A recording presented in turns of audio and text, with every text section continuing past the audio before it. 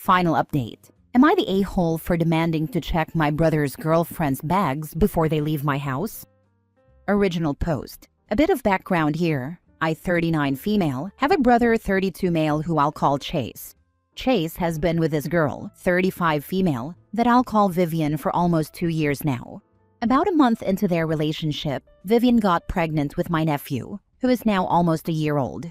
Vivian also has 2 daughters, 5 and 8, from a previous relationship. Her daughters are very close in age to my daughter, 7 female, and up until last weekend, everyone got along fine.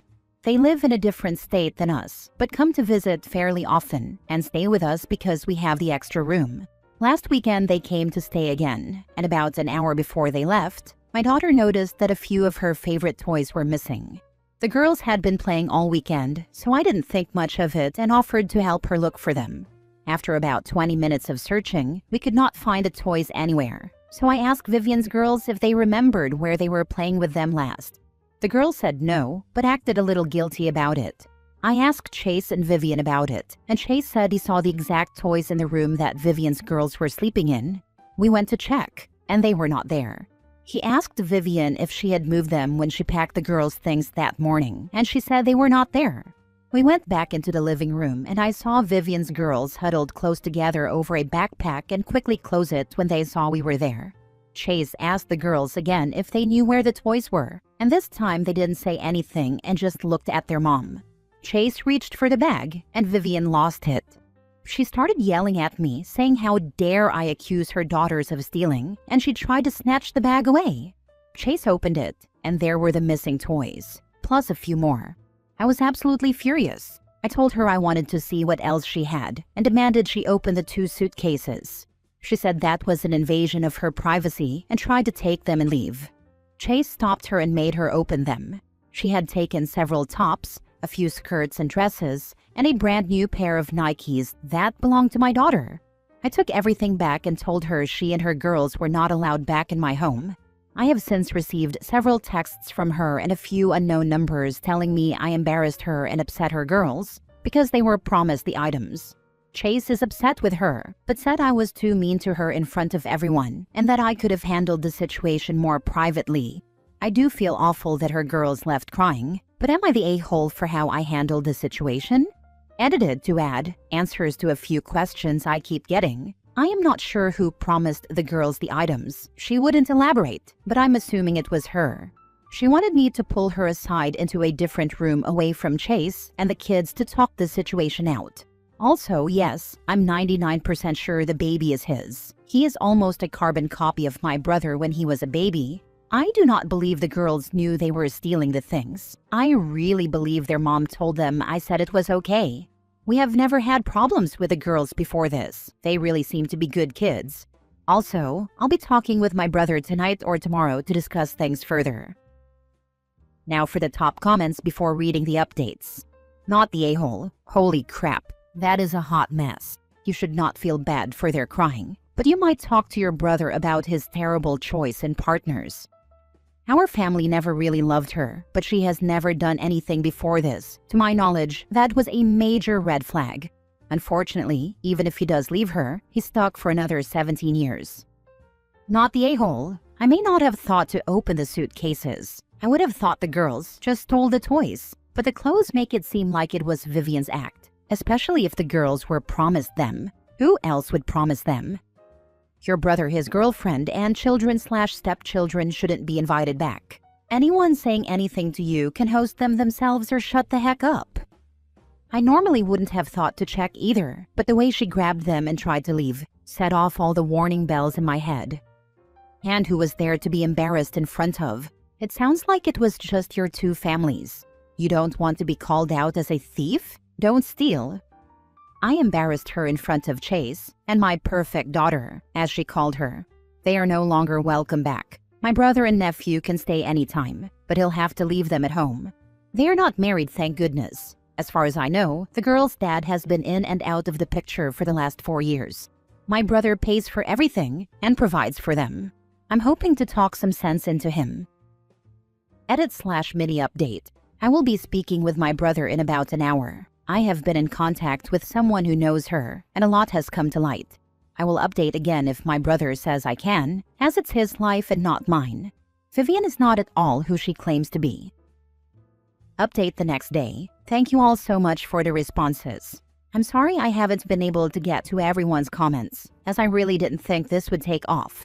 I talked with my brother last night and showed him a lot of your comments and suggestions. And thanks to someone in the comments, we now know a lot more about Vivian and the kind of person she really is. I will not be able to tell you all everything, but I can tell you that my brother and nephew are now staying with us. While he gets a DNA test and proceeds to cut ties with her, I may have more to give you all in the coming days or weeks, depending on what the paternity test says. Again, thank you all so much. Now for the background story of Vivian from a different poster, someone who grew up with Vivian. The Legend of Cass. That's what we'll be calling Vivian from now on, and the story will pick up from the point of view of this woman who still lives in the same town they grew up in. Well, this has certainly blown up, but who am I to deny the people what they want? The Cass lore. For obvious reasons, I'm going to be a little vague with certain details for privacy reasons. Mainly, I don't want this crazy train coming back into my life, and hopefully you'll understand why by the end. So buckle up. This one is long and wild, and please don't judge me. We don't associate with any of these people anymore, and haven't for over a decade. Also, I will say that she is a very pretty girl, and has usually gotten whatever she wants from men, so she's not used to hearing no. 2005, when I was 18, my then boyfriend, now husband, and I were invited to a house party hosted by a friend of a friend to celebrate graduation. We knew about half the people there and had been to the house a handful of times before. We were all hanging out in the basement, and after a few drinks, I went upstairs to use the bathroom, and that's where I met Cass, who was 14 at the time. The bathroom door was open, so I walked in and turned on the light, but to my surprise, there she was with some guy, doing things you typically wouldn't do in an unlocked room. I apologized and found a different bathroom. About an hour later, she came downstairs where the rest of us were and locked in on my boyfriend, making a beeline for him. Keep in mind I was right next to him. She tried to sit on his lap, and when he pushed her off, she popped back up like a demented Jack-in-the-Box and immediately started screeching about how she was just playing. You aren't even hot, and you could do so much better than her. We stayed another hour or so and left. A week later, she was blowing up the guy's phone, the one she'd hooked up with, telling him she was pregnant. When he didn't believe her, because honestly, who would after just a week? She tried to press charges for rape. I know my boyfriend and I both had to talk to a police officer because we were there, and I was the one who walked in on them. I don't know what happened after that, but the charges were eventually dropped. 2009. My husband and I are 22, and she's 18. We're now married and living on the East Coast because he's in the military. We come home for his parents' 4th of July party and get tasked with going to get more ice. He runs in to pay, and I'm standing by the ice chests outside waiting for him, and guess who shows up? She walks straight up to me and says something along the lines of how she's glad I finally learned my place, and that she and my husband have been so happy together for the last year. She also made some very vulgar comments about their sex life. I don't even have time to react before he comes back outside, and she goes pale and then bright red. This crazy bitch then has the audacity to look at my husband and ask him what he wants for dinner that night, and tries to remind him of plans they supposedly have that weekend to go to the lake with her family, while he just stands there staring at her like a dumbass before asking if he even knows her. I absolutely lose it and almost piss myself from laughing as she stalks off. Once we're back at his parents', he gets a Facebook friend request from her and deletes it. Over the next 3 days, she sends him 4 or 5 more requests, so he blocks her. We go back to no contact the following week and forget all about her again. 2010, I am now 7 months pregnant with our daughter, and we fly back to our hometown one last time before she's born. Of course, we run into Cass again at Walmart. I know how it sounds, but we're from a town of about 5,000 people, so you kind of see everyone all the damn time whether you want to or not. I'm noticeably pregnant, about 7 months along, and I'm only 5'2", and at the time weighed about 115 pounds, so it was very clearly a baby bump. She's with her sister, and they seem to be following us, but we try to ignore them. We're checking out, and again, they're right behind us, still acting like children. But in her defense, she was 19-ish at the time. We're still ignoring them when her sister says fairly loudly, "He'll dump her now that she's fat." We continue to ignore them and leave the store. Later that day, a friend tells us to check Facebook, and lo and behold, there's a picture of me in the snack aisle with the caption, "When you catch your surrogate buying nothing but junk food," and so many comments agreeing about how horrible I am. This psycho had been telling everyone that I was the surrogate for her and my husband's baby. We filed a restraining order the next day. 2018, we moved back to our hometown and buy my family's farmland to start our own cattle business. Highly don't recommend if you like being able to make and keep plans, see your family, or take vacations. As far as we knew, she had gotten married and was living her life away from us. About 6 months after moving back, we get a letter from a family lawyer saying my husband needs to present himself for a paternity test and that we were being sued for child support. Apparently, the baby girl came out white, and Cass's husband was not. She told her husband that my husband had raped her and that it was his baby. Charges were filed, but thankfully we were still in North Carolina at the time of conception, and the Army's very meticulous about knowing where their soldiers are at all times. The charges were immediately dismissed, as were the paternity test and child support case. We filed another restraining order and installed cameras all over our property. Her husband ended up adopting the baby, and they stayed together. 2020. She makes the front page of our town paper. Apparently, Cass has had another baby girl, who also didn't match her husband's skin tone. He kicked her and the kids out, and one night she came back to his house, in full view of his security cameras, in her own car, with the kids, and set his porch on fire. The husband got temporary custody of the girls for about 2 years while Cass was in jail. 2023. She gets the girls back and dips out of state.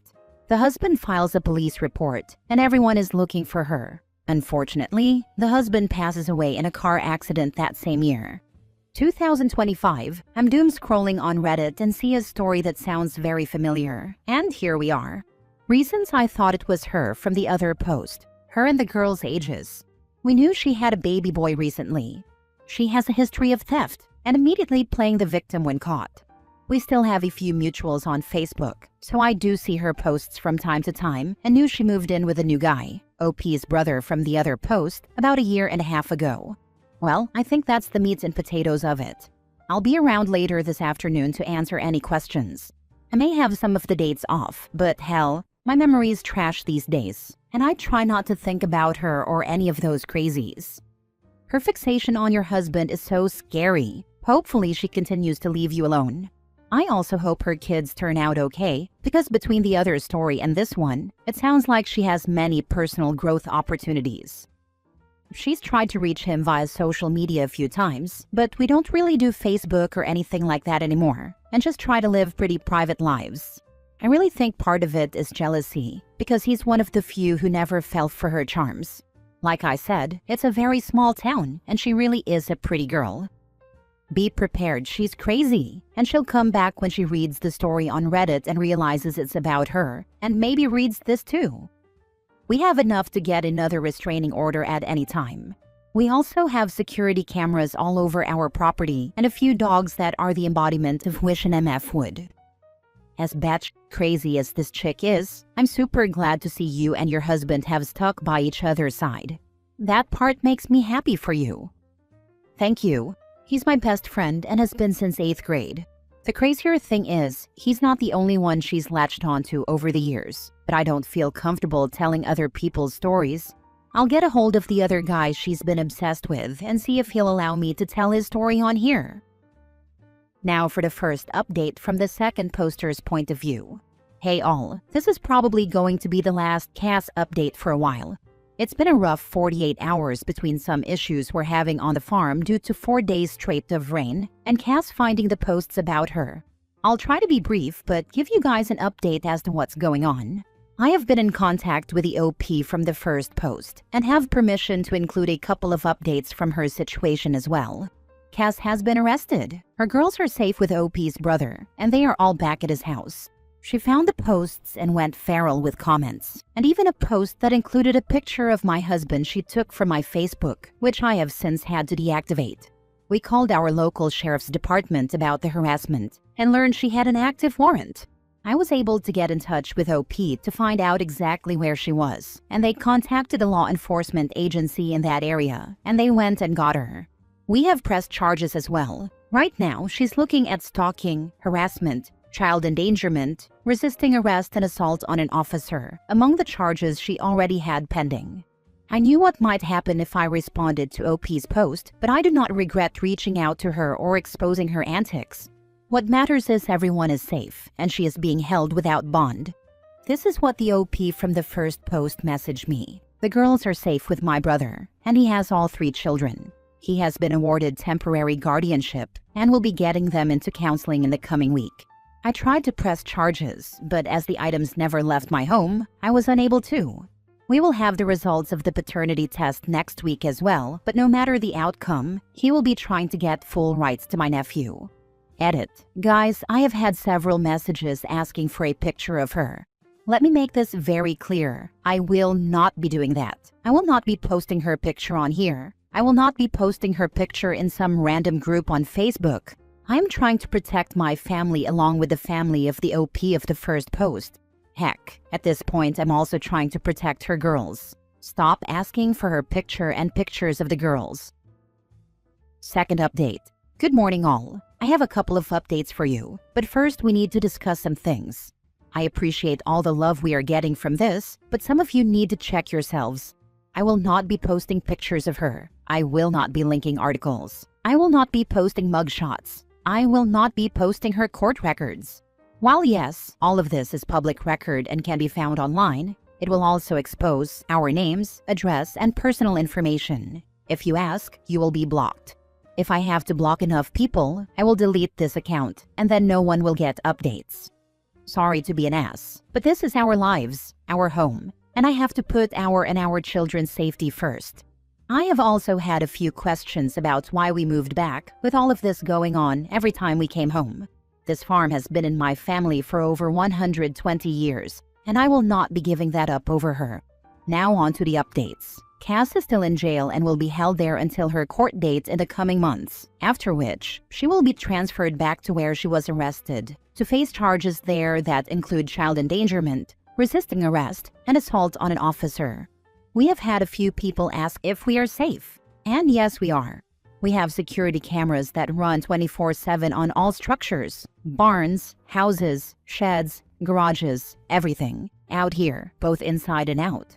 And while yes, part of the reason we have them installed was because of her, the main reason is that we own a working cattle farm. Farm accidents happen all the time, and our insurance is a lot less if we have them. So no, we're not just being paranoid like a few have hinted at. I mentioned in a comment that Cass's brother owns a trucking company that we work closely with, so I was able to fill him in on everything going on. He is talking to OP's brother about taking in the girls, and they have a family court hearing on Friday and will hopefully be living with their uncle soon. He is a really good guy, and his wife is amazing. If they were anything like Cass, they would not be working with us, and I believe they are the girls' best option for a normal upbringing. Now on to the baby boy. Chase, OP's brother, is the father. He already has a lawyer and given the circumstances, should be able to get full custody and rights to him going forward. I will update again after the hearing on Friday, as we will be going with him to help him get the girls. As far as I know, Cass has not reached out to check on them since being arrested. Oh, and no, her late husband's accident was not her doing. He was driving home one night after being at the bar and went off the road. He was found the next day, and there were no signs of foul play. It was determined that the most likely cause was that he was intoxicated. An animal ran out in front of him, and he swerved to miss it but hit a tree. Now for the final update. October 27, 2025, 5.5 months later. Hey all, it's been a minute. I don't know if anyone even cares anymore, but I have a final update. The girls are now in the custody of their uncle, Cass's brother, and his wife. They started school this fall and are doing absolutely great. They are a little behind, but are so smart and catching up quickly. The baby boy's with his dad, and also doing great. Cass is locked up and will be for at least the next 3 to 5 years. She pled guilty to a lot, which expedited the process but did reduce the jail time. She signed her rights away to the baby, but not the girls. That is still ongoing, unfortunately. Good update, OP. I hope things will start getting better for you and that other OP, now that Cass is no longer an issue. I hope the girls aren't hurt by any of this and live a much better and happier life. Like I said, they were a little behind academically, and they do have a few behavioral issues. But all in all, they are really good kids. They are doing so much better than anyone expected and are in therapy. We even had them out to the house a couple of times to see the new calves, and they really enjoyed themselves. Last story. Am I the a-hole for being told I was a bad guest after taking care of my sister for a month during her surgery? Am I the crazy one? I, 20 female, stayed at my sister's house for a month.